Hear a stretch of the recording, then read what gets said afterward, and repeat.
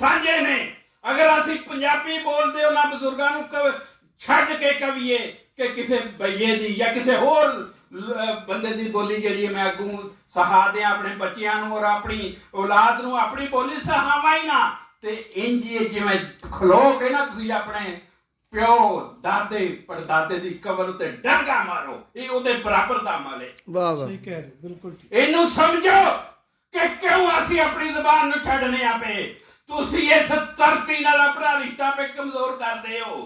जिदों तुसी पंजाबी नहीं पढ़ाते, तुसी वारिस शाह नहीं पढ़ाते, वारिस शाह पढ़ाते हो तो जंडियाला शेर हां भी पढ़ाते हो, तो फिर बच्चे का अपने आप दिल कर पैंदा जी जंडियाला शेर हां कित्थे। जिदों तुसी पंजाबी पढ़ाते हो तुसी शाह हुसैन पढ़ाते हो, आंदे ने कित्थे जम्मिया जी लाहौर विच। ते दूजे पासे कोई भी होर जबान लै लो, वो जनाब लखनऊ में जम्मिया सी, दिल्ली में जम्मिया सी। तुसी एक अकीदत पैदा पे करते हो लखनऊ की, उंज झूठी उन्होंने मुखालफत करते हो, अकीदत तुसी उन्होंने धरतियां की पैदा पे करते हो। तो फिर बच्चा क्यों ना कहे जी मैं तो शेक्सपीयर के देश जाना, वो तो फिर इंग्लैंड का बच्चा बनेगा ना, वो तो मार्कोनी का बनेगा कि उत्थे होया सैफ जर्मन दे विच। ये जबाना कोई छोटा अमल नहीं होंदा, ये तुहाडे हीरो बदल देंदियां ने। ये जबाना अगर तुसी पंजाबी पढ़ोगे तो पंजाबी दे हीरोआं नूं भी पढ़ोगे।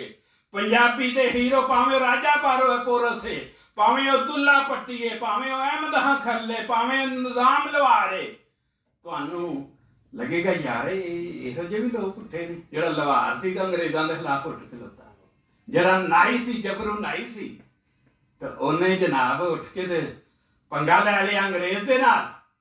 जिहड़ा मलंगी सी उन्हें भी इंज ही कीता। ये होता है कि धरती के बंदे नूं इज्जत देना, ये बड़ा ही जरूरी है। पंजाब विच पंजाबियां नूं अपने आप दी पछाण होना बड़ा ही जरूरी है। तुसी लोकां दीयां पछाणां पिछे लुकदे हो पे, अपने आप नूं लुकाए है दूजियां पछाणां पिछे नहीं।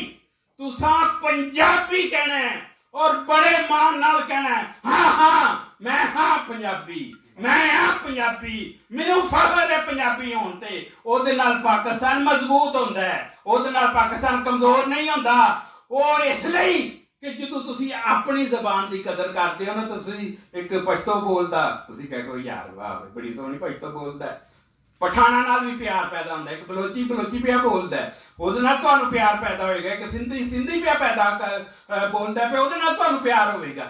इसलिए कि तुहानूं अपनी जबान नाल प्यार है तो दूजियां दी जबानां दा अपने आप कदर पैदा होगी, तो पाकिस्तान क्यों नहीं मजबूत होगा। मैं तो कहना कि इत्थे दे हर सूबे विच, जिवें कि यूरोप विच भी हुंदा है कि एक मुल्क दे विच अगर तुसीं इंग्लैंड में पैदा होए तो तुहानूं एक जबान फ्रेंच या जर्मन एक पढ़नी पैंदी है। पाकिस्तान नूं मजबूत करन दा असल तरीका इह वे कि पंजाब दे विच पंजाबी भी पढ़ाई जाए तो नाल किसी होर सूबे की भी जबान पढ़ाई जाए। यानी उत्थे सिंध विच जाए तो उन्होंने कोई वखरा ना लगे। बलोचिस्तान में बड़े साडे अफसर मौजूद ने, वो इत्थों बलोची पढ़ के जावे और बलोचियां नाल प्यार करे दिलों को। हर बंदा दहशतगर्द नहीं होंदा। एक गल समझो, जबाना की इज्जत करना सीखो। ये साडे अपने ने लोग जिहड़े चंद दहशतगर्द ने, उन्हां नाल निबड़ना भी सानूं आउंदा और असीं निबड़ भी रहे हां उन्हां दे नाल।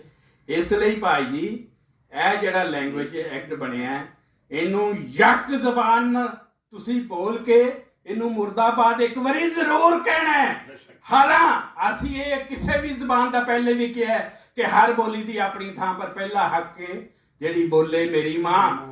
इसलिए जनाब ने हिम्मत करनी है, असी इस जबान पंजाबी नूं मनवाना है। असी पंजाबी दा एक्ट जिहड़ा है वो इत्थे मंजूर